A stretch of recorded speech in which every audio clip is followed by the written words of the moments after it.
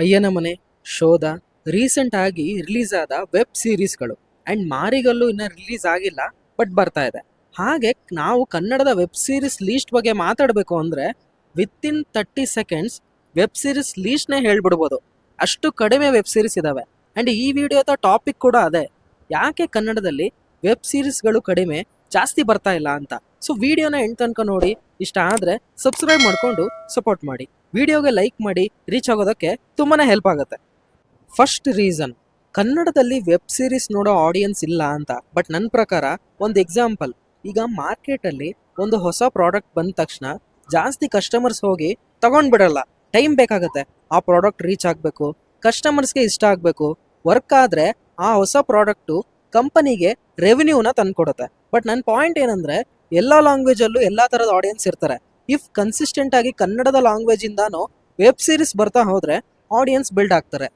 ಈಗ ಆಡಿಯನ್ಸ್ ಇಲ್ಲ ಅಂತ ಅಂತಾರೆ, ಓಕೆ, ಬಟ್ ವಿತಿನ್ 1 ಇಯರ್ ಎಲ್ಲ ಚೇಂಜ್ ಆಗುತ್ತೆ. ಕನ್ನಡದಲ್ಲಿ ಕೂಡ ತುಂಬಾ ವೆಬ್ ಸೀರೀಸ್ ಬರ್ತವೆ ಅಂತ ಅನ್ಸುತ್ತೆ.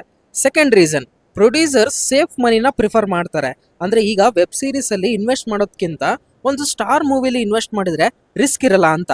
ಅಫ್ಕೋರ್ಸ್ ಅವರ ಪಾಯಿಂಟ್ ಆಫ್ ವ್ಯೂ ಇಂದ ಕರೆಕ್ಟೇ, ಬಟ್ ನಾನು ಈ ವಿಡಿಯೋದಲ್ಲಿ ಮಾತಾಡ್ತಾ ಇರೋದು ಯಾರ್ದು ಸರಿ ಯಾರ್ದು ತಪ್ಪು ಅಂತಲ್ಲ.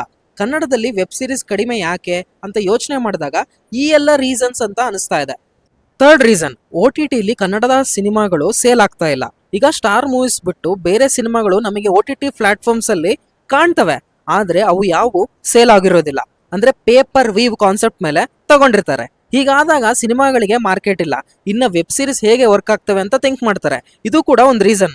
Fourth reason, no platform to release a web series in Kannada. ಈಗ ನಾವು ತೆಲುಗು ಲ್ಯಾಂಗ್ವೇಜ್ ತಗೊಂಡ್ರೆ ಅವರದ್ದೇ ಆದ ಒಂದು ಪ್ಲಾಟ್ಫಾರ್ಮ್ ಇದೆ, ಆಹಾ ಅಂತ. ಸೊ ಅಟ್ಲೀಸ್ಟ್ ಮಿನಿಮಮ್ ಬಡ್ಜೆಟ್ ಅಲ್ಲಿ ಮಾಡಿದ ವೆಬ್ ಸೀರೀಸ್ಗಳು ಅಲ್ಲಿ ಸೇಲ್ ಆಗೋ ಚಾನ್ಸಸ್ ಇರುತ್ತೆ. ಬಟ್ ಕನ್ನಡ ಇಂಡಸ್ಟ್ರಿಯಲ್ಲಿ ಆ ತರ ಪ್ಲಾಟ್ಫಾರ್ಮ್ ಇಲ್ಲ, ಅದು ಒಂದು ರೀಸನ್ ಇರ್ಬೋದು. Fifth reason, piracy is also ಒಂದು ರೀಸನ್. ಅಫ್ಕೋರ್ಸ್ ಎಲ್ಲರಿಗೂ ಗೊತ್ತು, OTTಗೆ ಸಿನಿಮಾಗಳು ಬಂದ್ರೆ OTTಲಿ ಹೋಗಿ ಎಷ್ಟು ಜನ ನೋಡ್ತಾರೋ ಅಷ್ಟೇ ಜನ ಪೈರಸಿಲಿ ನೋಡೋರು ಇದ್ದಾರೆ.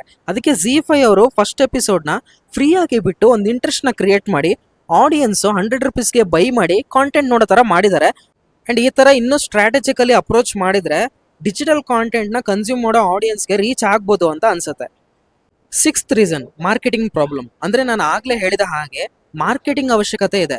ಕನ್ನಡದ ಆಡಿಯನ್ಸು ಬೇರೆ ಲ್ಯಾಂಗ್ವೇಜ್ ವೆಬ್ ಸೀರೀಸ್ನ ನೋಡ್ತಾ ಇದ್ದಾರೆ, ಅವರಿಗೆ ಕನ್ನಡದಲ್ಲೂ ಒಳ್ಳೆ ವೆಬ್ ಸೀರೀಸ್ ಬರ್ತಾ ಇದೆ ಅಂತ ಕಾನ್ಫಿಡೆನ್ಸ್ ಬರಬೇಕು. ಹಾಗೆ ಬೇರೆ ಲ್ಯಾಂಗ್ವೇಜ್ ಕಂಟೆಂಟ್ ಡಾಮಿನೇಷನ್ ತುಂಬ ಇದೆ, ಅದು ಕೂಡ ಅವಾಯ್ಡ್ ಆಗಬೇಕು. ಸೆವೆಂತ್ ರೀಸನ್, ಕಂಟೆಂಟ್ ಚೆನ್ನಾಗಿರಬೇಕು. ಅಯ್ಯನ ಮನೆ, ಶೋಧ ಈ ವೆಬ್ ಸೀರೀಸ್ಗಳು ಓಕೆ ಚೆನ್ನಾಗಿದೆ, ಆದರೆ ಈಗ ನಾವು ಮಾಡೋ ಕಂಟೆಂಟು ಇಂಡಿಯಾದಲ್ಲಿ ರಿಲೀಸ್ ಆಗೋ ಎಲ್ಲ ಲ್ಯಾಂಗ್ವೇಜ್ ವೆಬ್ ಸೀರೀಸ್ ರೇಂಜ್ಗೆ ಇರಬೇಕಾಗತ್ತೆ.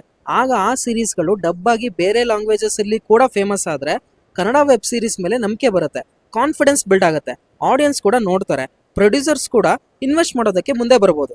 ಸೊ ಈ ಎಲ್ಲ ರೀಸನ್ನು ನನಗೆ ಅನಿಸಿದ್ದು. ನಿಮ್ಮ ಒಪಿನಿಯನ್ನ ಕಮೆಂಟಲ್ಲಿ ತಿಳಿಸಿ. ಚಾನಲ್ಗೆ ವಿಸಿಟ್ ಮಾಡಿ, ಬೇರೆ ಕಾಂಟೆಂಟ್ನ ನೋಡಿ, ಇಷ್ಟ ಆದರೆ ಸಬ್ಸ್ಕ್ರೈಬ್ ಮಾಡಿಕೊಂಡು ಸಪೋರ್ಟ್ ಮಾಡಿ. ಮತ್ತೆ ಯೂನಿಕ್ ಕಂಟೆಂಟ್ ಜೊತೆ ಸಿಗ್ತೀವಿ. ಅಲ್ಲಿವರೆಗೂ filmy stuff by Nehal channel ಕಡೆಯಿಂದ ಬಾಯ್ ಬಾಯ್.